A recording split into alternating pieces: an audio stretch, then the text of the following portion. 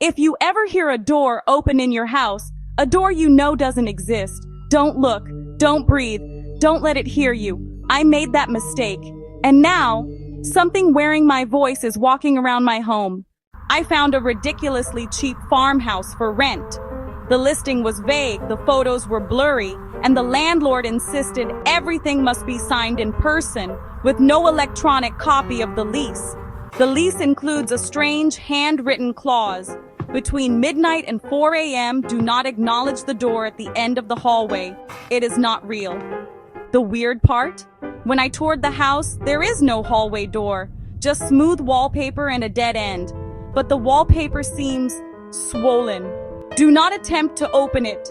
Do not speak to anything behind it. Do not answer if it calls your name. That first night, the house goes silent at exactly 12 a.m. No insects, no wind, no settling sounds, just heavy, wet breathing coming from the end of the hallway. The wallpaper seems slightly inflated, as if something is standing behind it. A soft, rhythmic tapping begins. Tap, tap, tap. Hello? Is that my voice? Night 2. At exactly 12:16 a.m., the wallpaper begins to seam and crack, peeling itself downward. Behind it is an ancient, rotting wooden door, one I promise wasn't there before. It's damp, molded, warped, and quietly shaking, like something leaning against the other side is trying not to breathe too loudly. Then, a handprint appears, pressed from the inside, dragging downward slowly, leaving slimy streaks. I can hear you breathing. You sound different tonight. The farmhouse belonged to a retired judge who vanished. Locals say he was obsessed with a murderer known only as the Listener, a serial killer who mimicked voices with unsettling accuracy. The judge claimed the Listener wasn't human, that he could move between walls.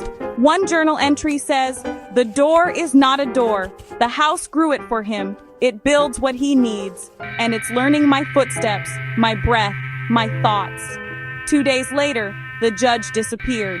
Now I hear multiple voices behind the door. A woman sobbing, children giggling, a man laughing hoarsely, the missing judge whispering, "Help me," and worst of all, my own voice answering questions I haven't asked. I record the sounds, but on playback, the voices don't mimic people. They mimic the sound of a throat learning how to speak. Clicking, gurgling. One voice repeats my childhood nickname. One only a dead relative used. Reinventing syllables.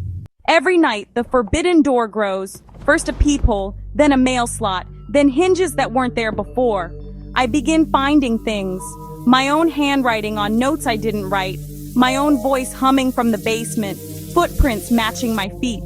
A figure standing at the end of the bed, shaped exactly like me but too tall, and smiling. I'm posting this life update. I look normal, I sound normal, but something's wrong. My eyes don't blink at the right time. My smile repeats in loops. Words come out slightly out of sync. Behind me, the wall where the door had been is completely sealed. But if you listen at full volume faintly, voice, barely audible, desperate, please, don't let it learn your name.